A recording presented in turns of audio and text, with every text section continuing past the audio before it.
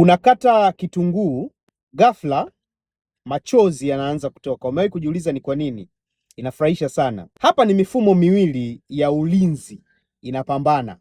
Mfumo wa ulinzi kwa upande wa kitunguu na mfumo wa ulinzi kwa upande wa binadamu.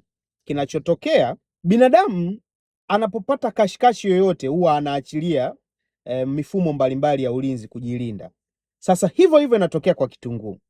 Yale maganda yanayozunguka kitunguu ili kujikinga na wadudu na wanyama na chochote kitachoenda kukizuru kitunguu, basi kitunguu kwenye maganda yake huwa kina kemikali ambayo ina mchanganyiko wa sulfa.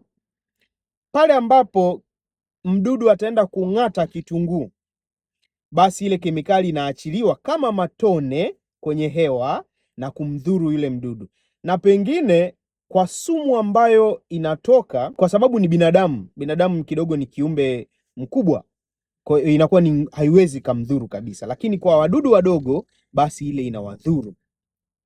Kwa hiyo sasa unapochukua kisu kwenda kukata kile kitunguu, ni maana yake kitunguu kwa mfumo wake unakidhuru kile kitunguu. Kwa hiyo kinachotokea ni kitunguu kinaachilia ile kemikali kama matone. Sasa ile kemikali ina mchanganyiko wa sulfa. Unapoivuta na macho yako, unaona inaanza kukuwasha hivi, inakuirritate, tunaita irritations, inakuwasha.